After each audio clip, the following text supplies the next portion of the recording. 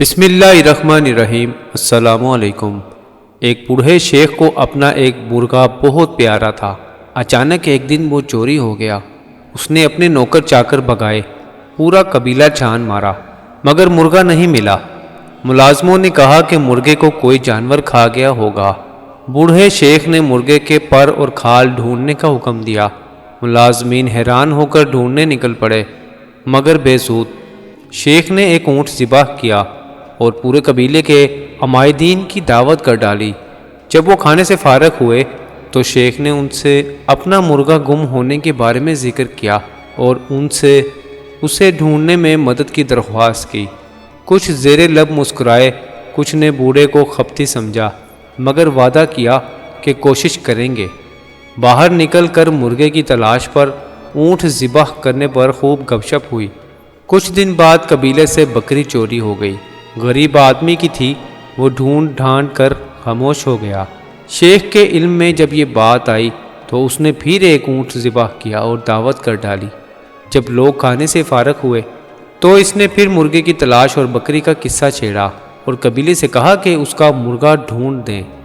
اب تو کچھ نے اسے برا بھلا کہا، کچھ نے اسے دلاسا دیا کہ اتنی بڑی بات نہیں، صبر کر لو، اس سے زیادہ اپنا نقصان کر چکے ہو۔ ابھی 3 دن ہی گزرے تھے کہ ایک اور شیخ کا اونٹ رات کو اس کے گھر کے سامنے سے چوری ہو گیا۔ اس شیخ نے اپنے ملازمین کو خوب برا بھلا کہا کہ ایک اونٹ اس کے لیے کوئی مالی وقت نہیں رکھتا تھا۔ بوڑھے شیخ کو جب علم ہوا تو اس نے پھر ایک اونٹ ذبح کیا اور قبیلے کی دعوت کر دی۔ سب کھانے سے جب فارغ ہوئے تو اس نے سرسری اونٹ گم ہونے کا ذکر کر کے اپنے مرغے کو یاد کیا اور قبیلے سے التجا کی کہ اس کا مرغا ڈھونڈ دیں۔ اب تو محفل میں خوب گرما گرمی ہوئی اور بوڑھے سے کہا گیا کہ اب اگر دوبارہ اس نے مرغے سے متعلق کوئی بات کی تو پورا قبیلہ اس سے قطع تعلق کر لے گا۔ شیخ کے بیٹوں نے بھی باپ کی اس حرکت پر مہمانوں کو رخصت کرتے ہوئے معذرت خوانا رویہ اختیار کیا اور شرمندہ بھی ہوئے کہ ایک مرغے کے بدلے 3 اونٹ اور شرمندگی علیحدہ۔ یقیناً ان کا باپ اب سٹیا گیا ہے۔ 15 روز گزرے تو قبیلے کی ایک لڑکی کنویں سے پانی بھرنے گئی اور پھر واپس نہیں آئی۔ گاؤں میں کوہرام مچ گیا، پورے قبیلے کی عزت داؤ پر لگ گئی۔ نوجوانوں نے جتھے بنائے اور تلاش شروع کی۔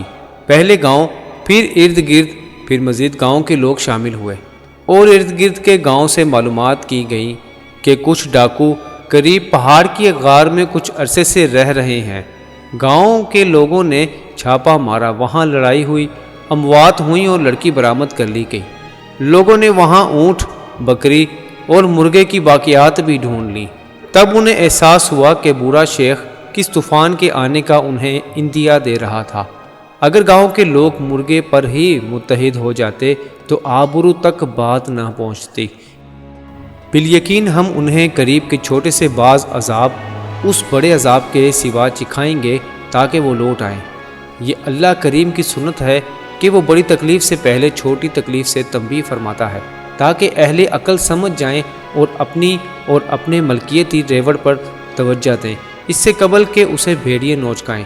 اللہ تعالیٰ قوم کے غلط سیاسی فیصلوں کی وجہ سے ان کو ایک عرصے سے مہنگائی، بے روزگاری، دھماکوں، لوڈ شیڈنگ، سیلابوں، زلزلوں اور دیگر کئی ایک چھوٹے چھوٹے عذابوں میں مبتلا رکھ کر تنبیہ فرما رہا ہے کہ وہ صحیح مقصد کی طرف واپس لوٹ آئیں۔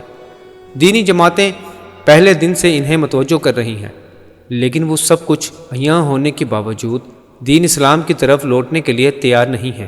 اللہ تعالی ہم سب کو صراط مستقیم پر چلا دیں، آمین۔